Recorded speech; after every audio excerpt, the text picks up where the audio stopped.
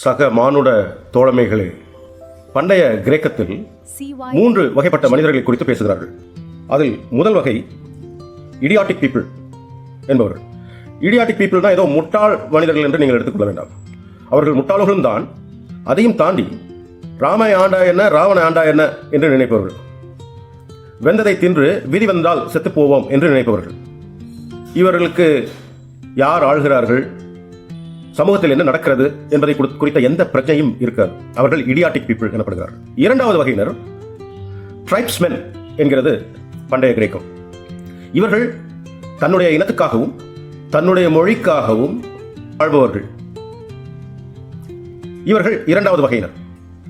இந்த மூன்றாவது வகையினர் என்று சொல்லப்படுபவர்கள் ஒரு சிறப்பான வகையினர். அவர்களை சிட்டிசன்ஸ் என்று அழைக்கிறார்கள். இந்த சிட்டிசன்ஸ் என்பவர்கள் ஏதோ ஒரு நாட்டின் பிரஜை என்று எடுத்துக்கொள்ள வேண்டாம். இந்த சிட்டிசன்ஸ் என்கின்ற மூன்றாவது வகையினர் தங்களுக்காக மட்டும் வாழ்பவர்கள் அல்ல, தனது இனத்திற்காக மட்டும் வாழ்பவர்கள் அல்ல. அவர்கள் தன்னையும் தாண்டி, தன் இனத்தையும் தாண்டி அவர்கள் இந்த உலகத்துக்காக சிந்திப்பவர்கள். மானுடம் தழை தோங்க வேண்டும் என்று மானுட எத்தனத்தை நோக்கி இந்த மனித குலத்தை நகர்த்துபவர்கள். அவர்கள் பல தத்துவவியலாளர்களாக, பல விஞ்ஞானிகளாக, பல சிந்தனையாளர்களாக இந்த மண்ணிலே தோன்றியிருக்கிறார்கள். அவர்கள் கொடுத்த சிந்தனையின் வாயிலாகத்தான் நாம் இன்று மனிதர்களாக இருக்கிறோம்.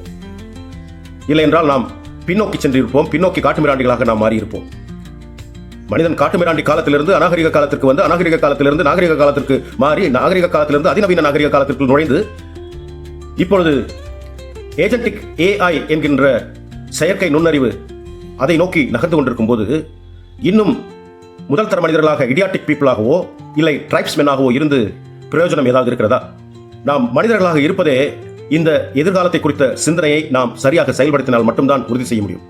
அது நம் குழந்தைகளை குறித்த கவலையை நமக்கு அளிக்க வேண்டும். 18ஆம் நூற்றாண்டில் என்லைட்டன்ட் மூவ்மெண்ட் என்று சொல்லக்கூடிய மூவ்மெண்டில் வால்டேர், ரூசோ, இமானுவேல் காண்ட் போன்றவர்கள் கொடுத்து சென்ற லிபர்ட்டி, ஈக்குவாலிட்டி, ஃப்ரெட்டர்னிட்டி தத்துவங்கள் மனித குலத்தின் சிந்தனையை மாற்றி போட்டதே. அப்படிப்பட்ட ஒரு சிந்தனையை தாங்கி வந்திருக்கிறது இந்த children and youth life matter என்கின்ற மேனிஃபெஸ்டோ.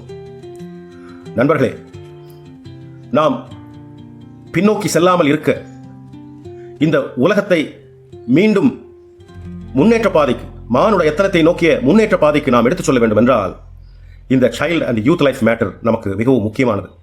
குழந்தைகள் மாபெரும் கனவோடு இருக்கிறார்கள் நண்பர்களே. அவர்களின் மாபெரும் கனவை நாம் நோகடிக்கலாமா? நமக்கு பொறுப்பு இருக்கிறது இல்லையா? நம் பொறுப்பை எப்படி நாம் உறுதி செய்வோம்? நமது பொறுப்பை எப்படி நாம் நிரூபிப்போம்? வாருங்கள், child and youth life matter என்கின்ற இந்த முழக்கத்தில் நம்மை இணைத்துக் கொள்வோம்.